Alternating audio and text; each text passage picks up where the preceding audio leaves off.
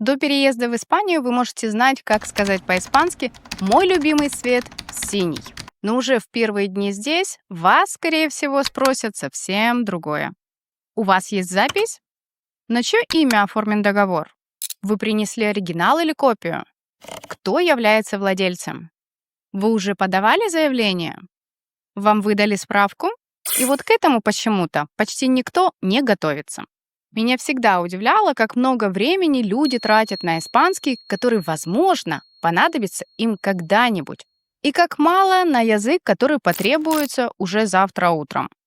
Можно знать название 20 животных, но не понимать, почему в аюнтамьенто вас просят. Можно без ошибок рассказать о своих увлечениях, но растеряться, когда по телефону спрашивают «De parte de quién?» Можно выучить всю лексику по теме «дом», но не уметь объяснить хозяину квартиры, что из трубы течет вода, и это необходимо устранить сегодня, а не когда-нибудь на следующей неделе. Именно в этот момент становится заметна разница между испанским как учебным предметом и испанским как инструментом для жизни. Когда я приехала в Испанию, у меня не было роскоши учить язык постепенно. Мне нужно было понимать людей, решать вопросы, строить свою жизнь и не зависеть постоянно от чужой помощи. За 6 месяцев я очень сильно продвинулась в испанском, но это не было ни легко, ни романтично, ни красиво. Была усталость и раздражение. Были дни, когда казалось, что мозг больше ничего не принимает. Когда одно и то же слово приходится искать несколько раз, а простая телефонная беседа отнимает больше сил, чем целый рабочий день. Но была одна вещь, которая многое меняла. Я всегда понимала, зачем мне нужна каждая новая фраза. Я учила не испанский вообще. Я учила следующий день своей жизни. Если мне предстоял визит в учреждение, я готовила не только название документов. Я старалась понять, как может начаться разговор, какие вопросы мне зададут, что потребуется ответить и что сказать, если я не пойму объяснения. Если нужно было позвонить, я заранее продумывала первые 2-3 реплики, потому что труднее всего часто не сам разговор, а момент, когда человек снимает трубку и быстро произносит фразу, которую вы совершенно не ожидали услышать. В классической программе изучения испанского языка довольно рано проходят цвета, животных, предметы в комнате, профессии и любимые занятия. Все это необходимо. Я вовсе не предлагаю исключить из языка цвета или навсегда забыть, как называется жираф. Но после переезда язык предъявляет требования совсем в другом порядке. Сначала вам нужно понять, что от вас хотят в том же аюнтамьенто. Потом, что объясняет сотрудник банка. Затем, почему врач просит описать симптомы более точно. После этого приходит сообщение из школы ребенка, написанное так, будто все родители в Испании рождаются со знаниями административной лексики. А вечером звонит мастер и за 30 секунд сообщает, когда сможет прийти, что вам необходимо купить и почему указанная ранее цена уже изменилась. Испания и ее жители не проверяют, успели ли вы пройти эту тему. Здесь страна просто начинает с вами разговаривать. Я хорошо помню ощущение, которое неоднократно возникало у меня в первые месяцы жизни в Испании. Ты приходишь куда-то подготовленным, знаешь, как называется документ, можешь представиться, можешь объяснить, зачем пришел. И тебе кажется, что разговор должен пройти вполне благополучно. Но человек, напротив, отвечает не той фразой, которую ты мысленно подготовил. Он задает дополнительный вопрос, использует сокращенное название документа, просит обратиться в другое отделение, объясняет, что сначала необходимо сделать одно, затем дождаться ответа и только после этого прийти снова. И в этот момент обнаруживается очень важная вещь. Знать слова и уметь участвовать в разговоре не одно и то же. Я могла узнать отдельные слова, но не всегда понимала, что именно от меня требуется. А иногда понимала общий смысл, но не знала, как уточнить деталь, не начиная весь разговор заново. Позже я осознала, в таких ситуациях мне не столько не хватало словарного запаса, сколько не хватало структуры разговора. Что обычно говорят в начале? Какие вопросы могут последовать? Как попросить объяснить иначе? Как проверить, правильно ли я поняла? Как закончить разговор, убедившись, что теперь действительно знаю, что делать дальше? После этого я перестала учить отдельные слова и начала собирать целые ситуации. Не просто «10 documentos nuevos», а разговор, в котором эти документы могут понадобиться. Не просто «avería», «fuga» и «tubería», а звонок хозяину квартиры или мастеру. Не просто «dolor» и «fiebre», а объяснение врачу, где болит, как давно, при каких обстоятельствах боль усиливается и что я уже принимала. Позднее именно этот принцип стал одной из основ моей работы с учениками, потому что язык усваивается значительно надежнее, когда человек видит не отдельное слово, а место, которое это слово занимает в его жизни. Поэтому первые темы после переезда я бы делила не по словарным критериям, а жизненным задачам для каждого. Документы и государственные учреждения. Человеку недостаточно выучить слова «pasaporte», «solicitud» и «certificado». Ему необходимо уметь записаться на прием, выяснить, какие документы нужно принести, уточнить, нужен оригинал или копия, понять, чего не хватает, спросить, в какой срок будет готов ответ, узнать, куда обращаться дальше, проверить, сохранился ли номер заявления. И, конечно, понимать разницу между титуляр, solicitante, representante, empadronamiento, justificante и resguardo. Потому что эти слова действительно появляются в жизни намного раньше, чем многие ожидают. Здесь недостаточно перечислить части тела. Врачу важно знать, когда появился симптом. Боль постоянная или возникает периодически. Становится ли она сильнее при движении? Была ли температура? Принимали ли вы какие-то лекарства? Есть ли у вас аллергия? А пациенту необходимо понять рекомендации, дозировку и продолжительность лечения. Фраза «me duele» здесь только начинает разговор, но она совершенно не решает задачу. Нужно не только знать, что окно — это ventana, а кран — grifo. Нужно уметь сообщить о поломке, объяснить ее срочность, понять мастера, договориться о времени, обсудить оплату и уточнить, кто отвечает за ремонт. Владелец жилья, арендатор, страховая компания или comunidad de propietarios. Потому что фраза «у нас что-то капает» очень быстро превращается в разговор о доступе к стояку, возможном ущербе соседям и визите страхового эксперта. Здесь особенно важно научиться не только сообщать информацию, но и конкретно отстаивать свою позицию. Объяснить причину опоздания, уточнить задание, попросить повторить инструкцию, понять сообщение из школы, предупредить об отсутствии ребенка, ответить вежливо, но ясно, сообщить, что вы не согласны или что предложенный вариант вам не подходит. В реальной жизни язык нужен не только для того, чтобы соглашаться и благодарить. Иногда он нужен, чтобы обозначить ваши личные границы. Людвиг Wittgenstein писал: «Границы моего языка означают границы моего мира». После переезда эта фраза перестает быть только философией, она становится очень бытовой. Если вы не можете объяснить проблему врачу, договориться с хозяином квартиры или задать вопрос в школе, ваш мир действительно становится меньше.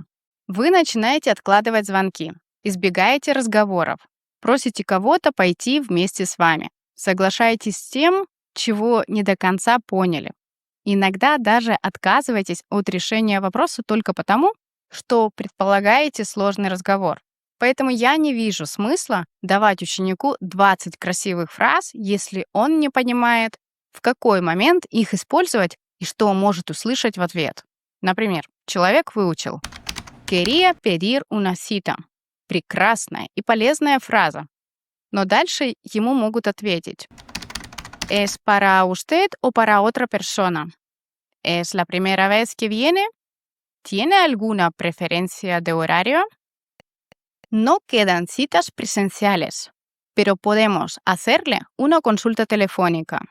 И если мы учили только первую реплику, человек произнес ее правильно, но все равно остался за пределами разговора. Фраза без продолжения напоминает ключ, который вставили в замок, но не повернули. Что люди обычно недооценивают? Есть еще несколько навыков, которые редко оформляют в отдельную тему. Хотя именно они часто определяют, сможет человек продолжить разговор или окончательно растеряется в моменте. Первый — переспросить без паники. Не просто сказать «qué?», а выбрать нормальную, естественную формулировку. Perdone, ¿me lo puede repetir? No he entendido la última parte. Второй — попросить объяснить проще. ¿Me lo puede explicar de otra manera? Третий — выиграть несколько секунд. Un momento, por favor. A ver si lo he entendido bien. Четвертый — проверить понимание. Entonces, ¿tengo que volver mañana? ¿Quiere decir que falta este documento? Пятый — уметь отказаться. Lo siento, pero ese horario no me va bien. Prefiero pensarlo antes de decidir. Шестой — исправить себя, не считая это катастрофой. Perdón, quería decir el jueves, no el martes. И еще один важный навык — попросить человека говорить медленнее так, чтобы это звучало естественно. ¿Puede hablar un poco más despacio, por favor? Иногда человеку после переезда не хватает испанского вообще. Ему не хватает фраз, которые помогают удержаться внутри беседы. Такие конструкции не заменяют знания языка, но они дают возможность продолжать общение, даже если вашего испанского пока недостаточно. Именно поэтому на моих занятиях мы не начинаем с абстрактного списка слов. Мы берем ситуацию целиком. Что произошло? Кто с вами говорит? Что вы можете услышать? Что вам нужно ответить? Как переспросить? Что сказать, если поняли только часть? Как убедиться, что после разговора вы знаете, что делать дальше? И уже затем мы разбираем грамматику и лексику, которые необходимы именно для этой ситуации. Не просто тема «врач», а конкретная задача — позвонить, записаться, описать проблему, понять рекомендацию и уточнить дальнейшие действия.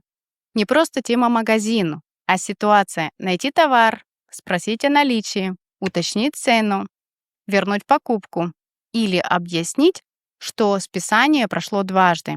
Не просто аренда жилья, а разговор с владельцем квартиры. Что включено в стоимость? Кто оплачивает ремонт? Когда возвращается залог? И почему в договоре указано условие, о котором раньше никто не говорил? Мы привыкли изменять уровень языка количеством пройденных времен и тем. Но в жизни существует другой критерий. Что человек способен сделать самостоятельно? Может ли он позвонить? Может ли он объяснить проблему? Сумеет ли понять ответ? Задаст ли дополнительный вопрос? Заметит ли, что собеседник неправильно его понял? За 20 лет жизни в Испании я поняла одну вещь. Чувство уверенности приходит не тогда, когда вы выучили весь язык. Это невозможно даже для носителя. Язык меняется, профессиональная лексика расширяется, а незнакомые выражения будут встречаться всегда. Уверенность приходит тогда, когда вы умеете справляться с неизвестным. Не поняли слово? Переспросили. Не знаете точного выражения? Объяснили проще. Услышали незнакомую конструкцию? Восстановили смысл из ситуации. Поняли не все? Уточнили главное. Когда часть семьи испанская, язык очень быстро перестает быть учебным предметом. Он становится способом решать вопросы, договариваться, шутить, спорить, поддерживать друг друга и просто жить вместе. Именно поэтому меня всегда интересовал не испанский, существующий исключительно внутри учебника, а язык, который выдерживает столкновение вообще с реальностью. Если вы только начинаете учить испанский или недавно переехали в Испанию, я бы выстроила обучение в следующем порядке. Первое. Фразы управления разговором. Научитесь переспросить, уточнить, попросить повторить и проверить, правильно ли вы поняли собеседника. Второе. Базовые бытовые ситуации. Магазин, врач, транспорт, жилье, документы, телефонные звонки, работа и школа. Третье. Самые частотные глаголы. Querer, poder, necesitar, tener, hacer, ir, venir, decir, llevar, quedar, ser. Не пытайтесь сразу выучить сотни глаголов. Сначала научитесь свободно пользоваться теми, на которых держится большая часть повседневного общения. Четвертое. Готовые конструкции вместо отдельных слов.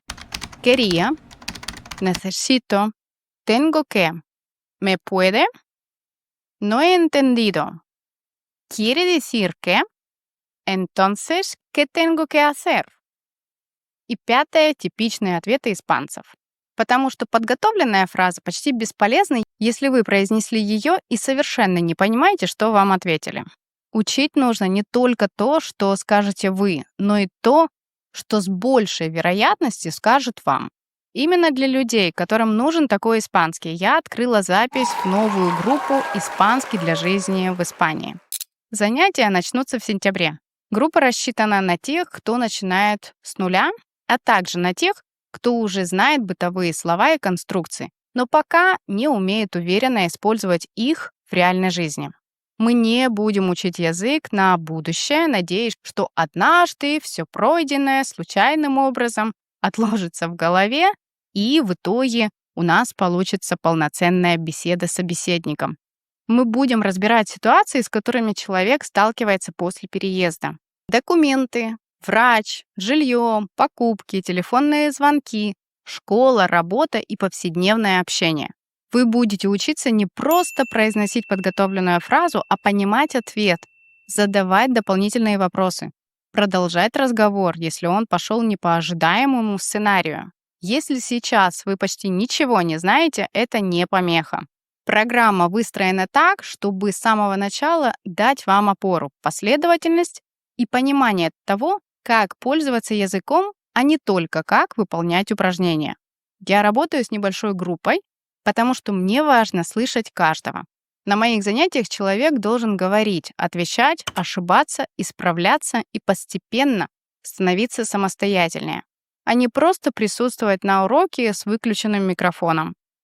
Вся информация о программе и записи будет под видео, а также, где можно записаться, вы видите сейчас на экране. Если вам нужен испанский не для галочки и не для абстрактного будущего, а для вашей реальной жизни в Испании, присоединяйтесь. И напишите в комментариях, какую тему вы когда-то учили довольно долго, но после переезда поняли, что она вам почти не помогла. И какая ситуация в Испании оказалась намного сложнее, чем вы ожидали. Мне будет очень интересно прочитать ваши истории.